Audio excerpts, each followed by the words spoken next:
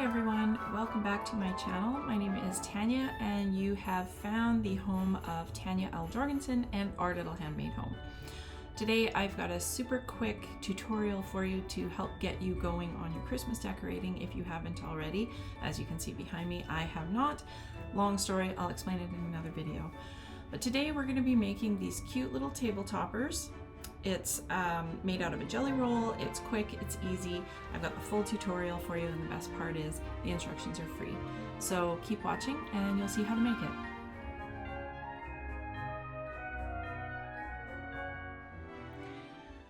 So before we get started on how to put this together, let's talk a little bit about what we're using. As I said, this is a jelly roll table topper, and I'm going to be using Cozy Wonderland by Fancy That Design House. These colors are very, they're classic Christmas colors with, of course, the teal thrown in, which makes it a little more modern. Really deep colors, they're beautiful, they work together really nicely. I already have one of these open. I did stock up on this particular pattern, and I'm going to be pulling some different fabrics out of this jelly roll.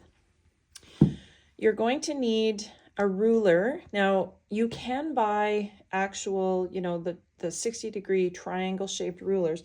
That isn't necessary. As long as you have a ruler, let's see if it shows up there. As long as it has a 60-degree marking on it, that's going to be what you need. You want to make sure that it's going to be big enough because, of course, when we sew 5 layers of jelly roll together, that's going to be 10.5 inches that you have to cut.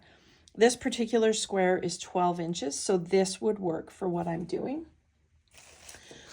This smaller ruler, this is a 2.5 inch by 18. This one also has the markings on it, so a ruler like this would work just fine. And of course, I have my trusty 6 by 24, which I use for everything. This one has the markings even on both ends, which is kind of nice. So get yourself a ruler. As I say, it does not have to be the fancy 60-degree ruler unless you want to use that. That's fine. You're going to need your rotary cutter, and you're going to need either pins or clips, whatever your preference is. I don't tend to use pins very much. I like clips, but you'll want a few of those.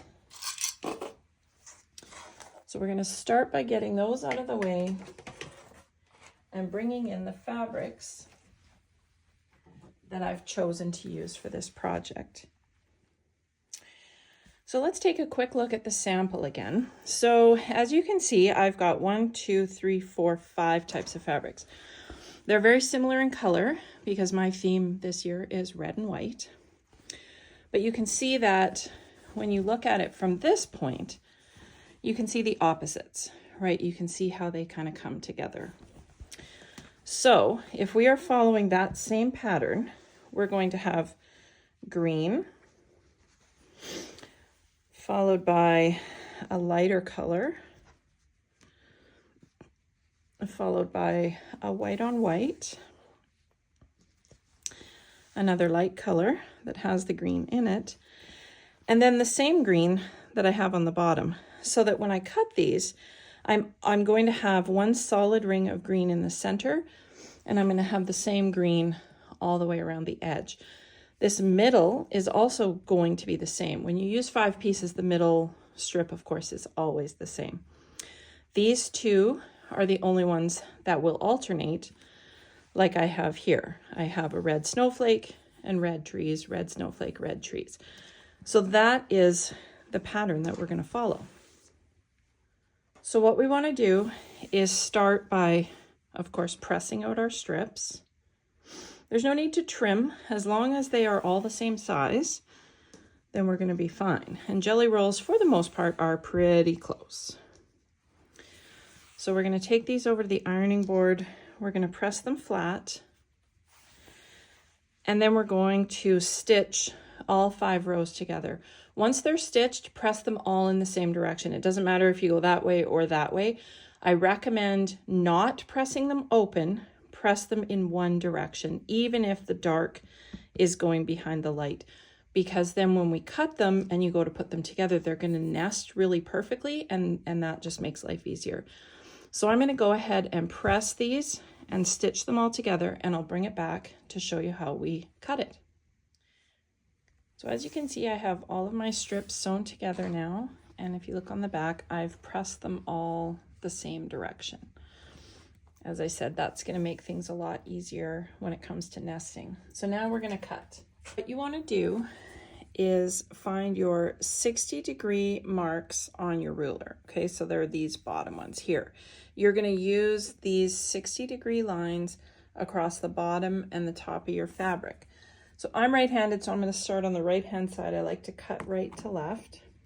So as you can see, I've got the 60-degree line on here along the bottom of my fabric, and the tip is just at the very edge of the selvage. I don't need to trim these selvages off because this piece is just going to go away. So I'm going to start here, and I'm just going to cut this way. My next cut, I'm going to follow the 60-degree line again. I'm going to line it up with the point and the line on the bottom. Okay, so that's 60 there. And I just want to make sure that it's even with the point. It takes a little bit of fussing and playing to get it just so. And then cut that one. Okay, and I'm going to continue that pattern until I have all 6 pieces cut.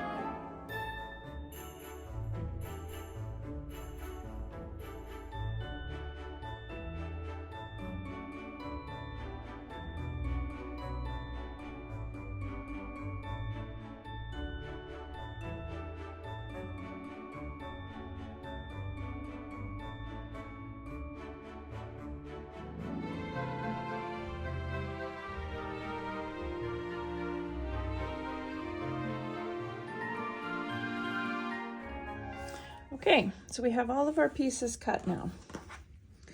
And what you'll notice is that as they go together, you can see the opposites that I was talking about, right? So we've got the green all the way around and in the center, and we're going to have the white in the center, but these are going to be opposite. And that's just the nature of how they were cut. So we're going to go like that. That's one half, and the other half be exactly the same. We're just going to piece them like that. So what you want to do is you want to start by sewing 2 sections together and then sew the third onto that and repeat that for this half. Then we're going to sew the whole thing together. So remember I told you that you want to press them all in the same direction.